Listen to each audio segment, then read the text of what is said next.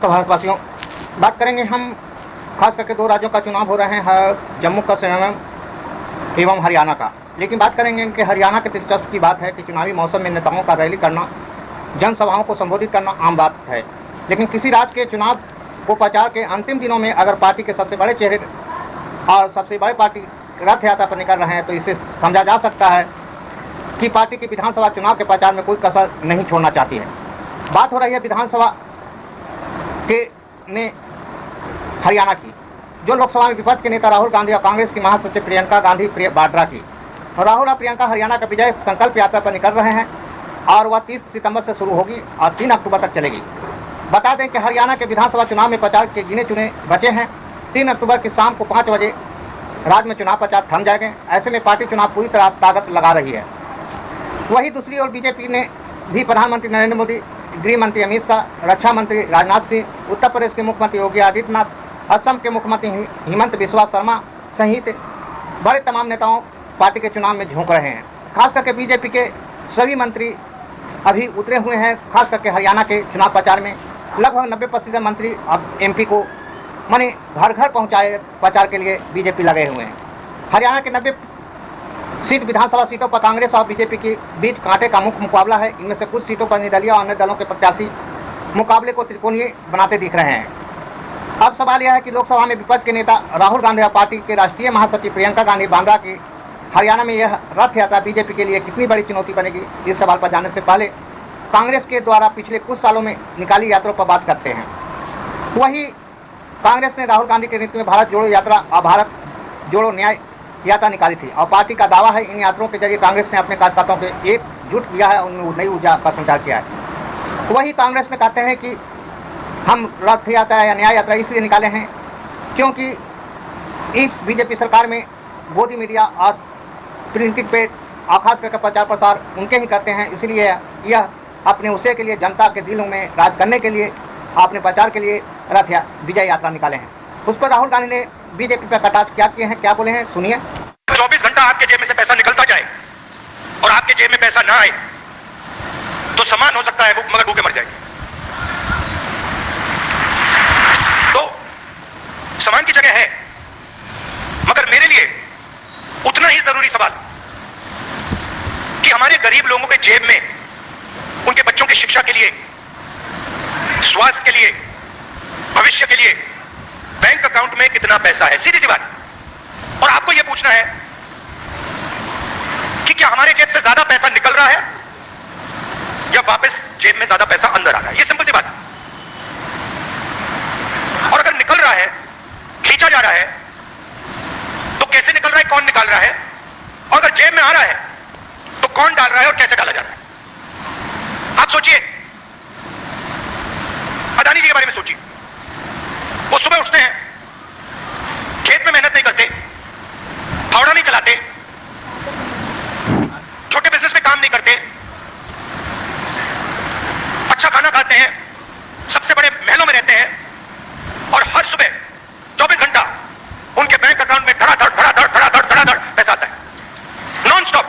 मतलब जैसे सुनामी आती है ना, वैसे उनके बैंक अकाउंट में पैसा घुस रहा है।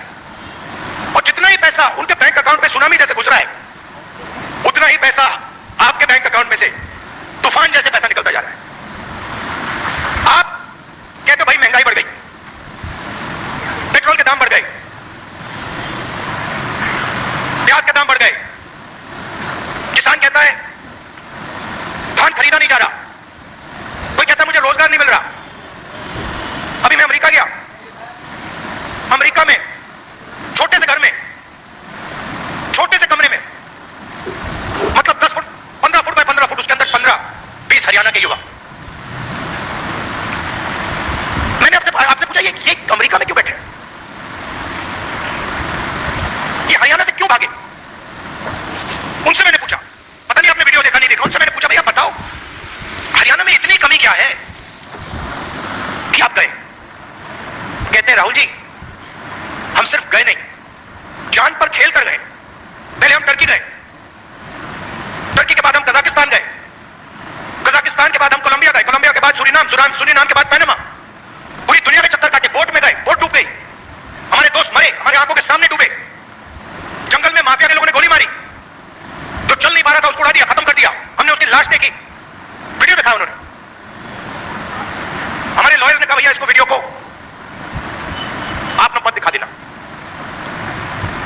एक साथ खाना पका रहे हैं।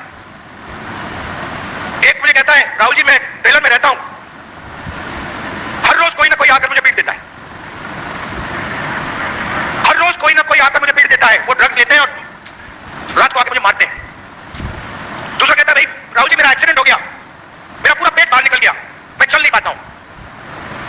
उन्होंने मुझे कहा जाके हमारे परिवार से मिलिए। मैंने कहा क्यों? कहते हैं राहुल जी हम इनको 10 साल के लिए नहीं मिल पाएंगे, 10 साल के लिए हम ना अपने माता, ना अपने पिता, ना अपने बच्चों को देख पाएंगे, क्योंकि अगर हम वापस गए तो वापस अमेरिका नहीं आ पाएंगे। मैंने पूछा कितने पैसे लगे, मतलब जेब से कितना पैसा निकला रोजगार ढूंढने के लिए? कहते 50 लाख रुपए लगे। मैंने कहा कहां से आए? आधे कहते खेत बेचकर, दूसरे लोन किया 2% प्रति महीना, मतलब साहूकार से लोन लिया। अगर कोई 2% प्रति महीना लोन ले लेता है वो बच नहीं सकता, उसमें डूबेगा वो। 50 लाख रुपए उनके जेब में से छीने गए क्योंकि हरियाणा उनको रोजगार नहीं दे सकता है। कहां गए, किसके हाथ में गए, क्यों गए? फिर मैं वापस आया, वायदा किया था, करनाल गया, 5 बजे सुबह परिवार से मिला, वीडियो कॉल चल रही है। मैं सोच रहा हूं हो क्या रहा है। एक तरफ अमेरिका में डैलस में 20-25 युवा, हिंदुस्तान का फ्यूचर वहां बैठा हुआ है, इस तरफ माताएं, बहनें, बेटे, हम बातचीत कर रहे हैं। मैं परिवार से बोल रहा हूं और बात करते हुए एक छोटा सा लड़का देव दौड़ता हुआ कंप्यूटर के पास जाता है, कंप्यूटर को ऐसे पढ़ता है, पकड़ता है, चिल्लाता है, पापा पापा पापा पापा वापस आओ। पापा मुस्कुरा रहा है। मैंने देखा ये मुस्कुराना नहीं चाहता, ये रोना चाहता है, मगर इसको अपने बेटे के सामने मुस्कुराना पड़ रहा है। क्यों? क्योंकि उसके जेब में से हर रोज पैसा निकाला जाता है। उसे कहा जाता है महंगाई है। क्यों है? क्योंकि अंबानी और अदानी जैसे लोग हिंदुस्तान के किसानों से, मजदूरों से उनका हक छीनते हैं, उनकी कमाई का पैसा छीनते हैं। हर रोज होता है। नया कानून बनता है, कहा जाता है किसान के लिए कानून बनाए गए। किसान के लिए अगर कानून बनाए गए तो हिंदुस्तान के सारे किसान सड़क पे क्यों आए? क्योंकि किसान जानता है कि हमारे जेब में से एक और तरीके से अब पैसा छीना जाएगा। जमीन ले लेते हैं। भाइयों आप एक बात समझो, आप एक दुनिया में हो जहां आप जमीन खरीदते हो। अगर आपको जमीन चाहिए, आप किसी और के पास जाते हो, कहते हो भैया मुझे जमीन चाहिए, वो आपसे कहता है ये 50 लाख की जमीन है, 50 लाख रुपए दो, 1 करोड़ रुपए दो, मैं आपको जमीन दूंगा। ये नॉर्मल होता है, हिंदुस्तान के हर नागरिक के साथ होता है, ये अंबानी अदानी के साथ नहीं होता। अदानी कहता है मोदी जी से, मोदी जी मुझे ये जमीन अच्छी लग रही है, कोई पेमेंट की जरूरत नहीं, हिंदुस्तान के किसान को परे कर दिया जाता है। नया शब्द विकास। विकास के लिए जमीन चाहिए। किसकी जमीन? गरीबों की जमीन, किसानों की जमीन, अमीरों की जमीन नहीं चाहिए विकास के लिए। मतलब अदानी जी से 1 एकड़ कभी नहीं लिया गया विकास के लिए, अंबानी से 1 एकड़ नहीं लिया गया विकास के लिए। हिंदुस्तान के किसानों से रोज विकास के लिए जमीन ली जाएगी। खेत खत्म हो गए, धान नहीं खरीदा जाता, सही रेट नहीं मिलता, फिर आप भागते हो सेना की ओर। आप कहते हो चलो यहां काम नहीं हुआ, चलो आर्मी में जाते हैं, बॉर्डर पे खड़े हो जाएंगे, देशभक्ति की आग है उसे जलाएंगे और वहां खड़े हो जाएंगे। फिर मोदी जी कहते हैं नहीं भैया, वहां से भी हम आपके जेब में से चोरी करेंगे। ये अग्निवीर स्कीम नहीं है, ये गलतफहमी में मत रहिए। ये जवानों की पेंशन चोरी करने का तरीका है, सीधी सी बात है। जो नॉर्मल जवान होता है उसे पेंशन दी जाएगी, पूरी जिंदगी उसे पेंशन दी जाएगी। जिसको अग्निवीर नाम दिया है उसे पेंशन नहीं मिलेगी। मतलब अग्निवीर से उसके जेब से पैसा छीना गया है। कहां गया? सुन ली कि क्या बोले राहुल गांधी ने। वही 3 अक्टूबर तक चलेगी यह विजय यात्रा और यह 3 अक्टूबर के शाम 5 बजे राज्य में चुनाव प्रचार थम जाएंगे। ऐसे में कई नेताएं इसमें प्रचार प्रसार में लगे हुए हैं। खास करके बीजेपी की सभी 90% मंत्री और एमपी वहां प्रचार में लगे हुए हैं। और खास करके ऐसा लग रहा है कि लोकसभा का चुनाव है। समझिए कि इसके पहले प्रधानमंत्री एकाध सभा कर देते थे राज्यसभा चुनाव में, लेकिन प्रधानमंत्री लगते हैं कि लोकसभा चुनाव को राज्यसभा चुनाव को लोकसभा चुनाव बना दिए हैं। कई प्रचार प्रसार कर रहे हैं और इसमें बहुत से नेताएं, खास करके बीजेपी के सभी नेताएं भाग ले रहे हैं। और कांग्रेस ने राहुल गांधी के नेतृत्व में भारत जोड़ो यात्रा, भारत जोड़ो न्याय यात्रा निकाली थी, उसे बहुत फायदा मिला था। वही बताते हैं कि 52 सीटों के मुकाबले पार्टी ने इस बार 90 न्याय यात्रा और अति के जरिए 52 सीटों के मुकाबले 99 सीटों पर जीत हासिल की लोकसभा में, और रायबरेली और केरल के वायनाड से चुनाव जीते थे राहुल गांधी। यही रथ यात्रा का हरियाणा विजय संकल्प यात्रा के पहले दिन राहुल गांधी और प्रियंका नारायणगढ़ से शुरू कर जमुनानगर, मुलान, कुरुक्षेत्र, लाडला होते हुए शाम को थानेदार में जनसभा को संबोधित किया। इसके जरिए पहले दिन राहुल गांधी और प्रियंका आंवला, कुरुक्षेत्र और जमुनानगर जिलों में पार्टी उम्मीदवार के पक्ष में माहौल बनाने का काम किया। इन जिलों में 12 विधानसभा सीटों आती है। 2019 के विधानसभा चुनाव में कांग्रेस को इसमें 5 सीटें पर जीत मिली थी, जबकि 100 सीटों पर बीजेपी, 1 सीट जेजेपी के खाते में गई थी। वही बताते हैं कि राहुल गांधी और प्रियंका गांधी जिस जीटी बेल्ट से अपनी यात्रा शुरू कर रहे हैं उसे बीजेपी का गढ़ माना जाता है। बीजेपी 2024 और 2019 में मिली जीत में जीटी बेल्ट का बड़ा रोल रहा था। 2014 में पार्टी को यहाँ 21 सीटें और 2019 में 12 सीटें मिली थी। वही केंद्रीय मंत्री पूर्व मुख्यमंत्री मनोहर लाल खट्टर, मुख्यमंत्री नायब सिंह सैनी के अलावा नेता अनिल विजय, कंवर पाल गुर्जर, सुभाष सुधा, महिपाल ढांडा भी इसी बेल्ट से आते हैं। इस पर कांग्रेस के बांद्रा के महासचिव प्रियंका गांधी ने क्या कहे हैं, सुनिए। देखिए, ये हरियाणा की धरती है, महाभारत की धरती है। भगवान श्री कृष्ण ने यहीं पे भगवत गीता का उपदेश दिया। यहीं से एक संदेश हमेशा के लिए यहां से उठा, न्याय का संदेश। वो संदेश जिसने हमारे धर्म को बनाया, हमारे देश को बनाया, हमारे संविधान को बनाया। आपने हमेशा इस देश की रक्षा की है। यहाँ के किसानों ने, यहाँ के जवानों ने, यहाँ के खिलाड़ियों ने पूरे देश का सम्मान रखा, देश के हित का सम्मान किया, उसकी सुरक्षा की। आप अपने बच्चों को पालते पोसते हैं, आपके ही बच्चे हमारी सरहद पे जाकर हमारे देश की सुरक्षा करते हैं, जान देने के लिए तैयार रहते हैं। हर पल हरियाणा के प्रदेश के बच्चों ने, आपके बच्चों ने, यहाँ की बहनों ने, यहाँ के बुजुर्गों ने पूरे देश का सम्मान सुरक्षित रखा है। 10 सालों से आपके प्रदेश में भाजपा की सरकार रही है और आपको इस सम्मान की सुरक्षा करने के बदले में इन्होंने क्या दिया? आपको अपमानित किया और आपका निरादर किया। हर स्तर पर आपका निरादर किया। यहाँ का किसान इस पूरे देश का अन्नदाता है। आपने आंदोलन किया, 3 काले कानून लाए, आपने आंदोलन किया, आप खड़े रहे, डटे रहे। आपको क्या मिला? आंसू गैस मिली, लाठियां मिली, सुनवाई नहीं मिली।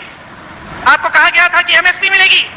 आज भी जो एमएसपी है 24 आपके जो उपज है उन पे दे रहे हैं, इनमें से तो 10 आप उगाते ही नहीं है। यहाँ आपके साथ विश्वासघात हुआ हर स्तर पर। नौजवानों के साथ देखिए, यहाँ पे इतनी बेरोजगारी है कि मुझे बताने की जरूरत नहीं है। आप हाथ उठा के बताइए कितनों को रोजगार मिला है सरकार से? एक हाथ नहीं उठेगा, सब मना कर रहे हैं। यहाँ के नौजवान कर्मठ हैं। हम दिल्ली के बड़े शहर में देखते हैं, दिल्ली में, मुंबई में, अलग अलग शहरों में यहाँ से पलायन करके जाते हैं। रोजगार वहां मिलता है तो हम खुद देखते हैं। जब भी मैं मिलती हूँ कोई हरियाणा का युवा है, मुझे मालूम होता है ये कर्मठ बच्चा है, मेहनती बच्चा है, इसका आत्मसम्मान है। लेकिन हरियाणा के अपने प्रदेश में जो 10 सालों से सरकार चल रही है, उसने इसका भी सम्मान नहीं किया। नौजवानों के लिए क्या मिला? बेरोजगारी मिली, अग्निवीर जैसी स्कीमें मिली, जिससे आपको बताया गया कि आप सरहद पे भी जाएंगे, शहीद होने को तैयार होंगे, तब भी आपको कुछ नहीं मिलेगा। 4 साल बाद वापस आइए और फिर से बेरोजगारी का आप संघर्ष करिए। पहलवानों को देखिए, हमारे खिलाड़ी हैं, इनके साथ क्या किया गया? हमारा सम्मान रखते हैं, पूरा देश देखता है, ओलंपिक्स में जाते हैं, हिम्मत करते हैं, इतनी मेहनत करते हैं। मैं जानती हूं कि गांव-गांव का बच्चा हरियाणा में मेहनत करके आगे बढ़ता है स्पोर्ट्स में। और उनके साथ क्या किया गया? उनको सड़क पे बिठाया गया, आंदोलन करते रहे। प्रधानमंत्री जी के पास 5 मिनट का समय नहीं था कि वो मिलने भी चले जाएं, कि पूछ लें कि क्या बात है, किस तरह से हम आपकी मदद कर सकते हैं। और फिर आप सब ने खुद ही देखा कि ओलंपिक्स में अभी हाल में क्या हुआ। आप लड़ने वाले लोग हो, अपना आत्मसम्मान है। आज किस चीज से लड़ रहे हो? महंगाई से लड़ रहे हो, महंगाई से लड़ रहे हो, संघर्ष कर रहे हो। सरकार कुछ नहीं कर रही है आपके लिए। जहां देखो स्कैम पे स्कैम, स्कैम पे स्कैम। नौजवान पढ़ते लिखते हैं किस लिए? पेपर लीक होता है, एक भी भर्ती नहीं होती है, तमाम जो सरकारी नौकरियां सब खाली पड़ी रहती हैं। तो आपके सामने आपका भविष्य क्या है? आज आत्मसम्मान से जीना है, न्याय चाहिए, तो इस सरकार को फेंक निकालो, हटा दो इस सरकार को। कुछ नहीं मिला है आपको इस सरकार से, सिर्फ बड़ी बड़ी बातें। और मुझे ताज्जुब होता है कि बड़े प्रधानमंत्री भी यहाँ आते हैं वही पुरानी बातें कह रहे हैं जो 10 साल पहले कही। आज वादे कर रहे हैं कि वो ये करेंगे, वो करेंगे, एमएसपी करेंगे, रोजगार दिलवाएंगे। अरे 10 सालों में क्यों नहीं किया? 10 सालों में किसानों की सुनवाई क्यों नहीं हुई? नौजवानों की सुनवाई क्यों नहीं हुई? जवानों की, पहलवानों की सुनवाई क्यों नहीं हुई? महिलाओं की सुनवाई क्यों नहीं की, जो महंगाई के सामने तड़प रहे हैं? जो सुनिए कि क्या कहें। वही लोकसभा चुनाव के नतीजे के बाद कांग्रेस के केंद्रीय नेतृत्व को इस बात की उम्मीद है कि हरियाणा में कांग्रेस की सरकार बन सकती है, लेकिन पिछले दिनों पार्टी की बड़ी नेताएं कुछ नाराजगी थे, उसको मना लिया गया है, और उथल पुथल हो गया था, उसको मना लिया गया। हालत को देखते हुए पार्टी के राष्ट्रीय अध्यक्ष मल्लिकार्जुन खड़गे और राहुल गांधी कुमारी शैलजा से बात की थी। इसके बाद कुमारी शैलजा चुनाव प्रचार में उतरी और लगातार चुनावी जनसभा को संबोधित कर रही है। वही बताते हैं कि कांग्रेस के कई नेताओं हरियाणा को जनसंपर्क साध रहे हैं। पिछले दिनों हरियाणा में हुई जनसभा में राहुल गांधी स्पष्ट रूप से कहा कि हरियाणा में कांग्रेस की सरकार बनने जा रही है। उन्होंने हरियाणा में महंगाई, बेरोजगारी, किसानों की समस्याओं को मुद्दा बनाया और लोगों को भरोसा दिलाया कि हरियाणा में कांग्रेस की सरकार बनने पर हर आदमी की बात सुनी। कांग्रेस अगले कुछ दिनों में इस रथ यात्रा के जरिए बीजेपी को बड़ी चुनौती देने की कोशिश करेगी। चूँकि हरियाणा बहुत बड़ा प्रदेश नहीं है, ऐसे में यह रथ यात्रा कुछ ही दिनों में भीतर कई विधानसभा सीटों को कवर कर सकती है।